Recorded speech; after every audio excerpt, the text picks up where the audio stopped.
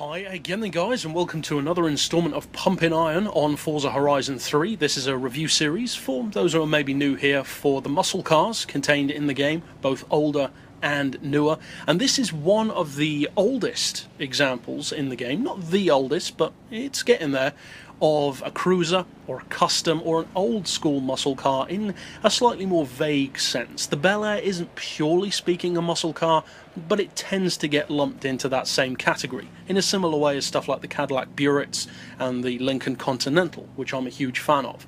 Likewise with this one, I love the 57 Bel Air, and in terms of performance and tuning ability, it's got a very broad range to work with. Now, with that being said, of course, we want to ask, how does it compare to the other cars of a similar age, stuff like the Mercury Coupe or other older customs and hot rod style vehicles, and also older muscle cars as well, but also how does it compare to the modern machines?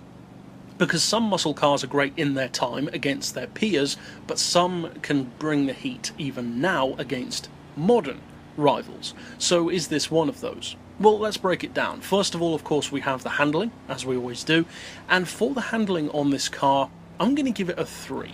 Now, 3 is the middle of the road. That's not a bad score, but it's definitely not the best handling of hot rods or muscle cars. Even by muscle car standards, which they tend to be big, heavy and wallowy in stock form, it's not that great. It's not awful, but it can definitely be improved a lot with tuning. At the end of the day, it's designed to be more of a comfortable car than, strictly speaking, a fast one. So it's softer, it's a little bit wallowier, a little bit land yacht-ish, and with tuning, it has a tendency to keep that. You can stiffen up the springs, but it still has that kind of feel to it to some degree. So I'm going to give it a 3. As far as the acceleration goes, though, I'm giving it a 4, because in stock form it's pretty good actually, but when you tune it, of course, it becomes a monster. It's one of the quickest muscle type classics in the game, and the more you tune it, of course, the better it gets. It's got great acceleration as well through multiple classes. As far as top end speed goes, I'm going to give it another 4, because although in fully tuned form it's brilliant, over 260 miles per hour, that's in fully tuned form. In the lower classes, it's not bad, but it requires quite a lot of tuning to get really good top speed out of it, and unlike something like a 64 Impala, it's not naturally as quick as some of the others. As far as value for money goes, I'm actually going to give it a 3 again. That may be surprising, given how good it is in terms of performance and its range of classes, but the reason why is the price.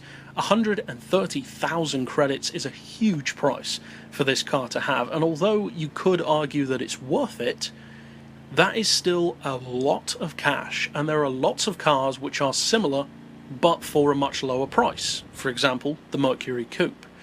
It's still good, but it could be better. As far as usability though, I am giving it the full 5 because of the reasons that we mentioned. It has such a broad range of class abilities to work in. It's a great drifter, drag car, top-end speed car, and to some degree a cornering machine against other classics. It's got a good range of potential, and certainly it is a usable car. And overall, I'm going to give the Chevy Bel Air a score of 76. But that's it for this pick overall. I'll see you guys next time, and as always, thanks for watching.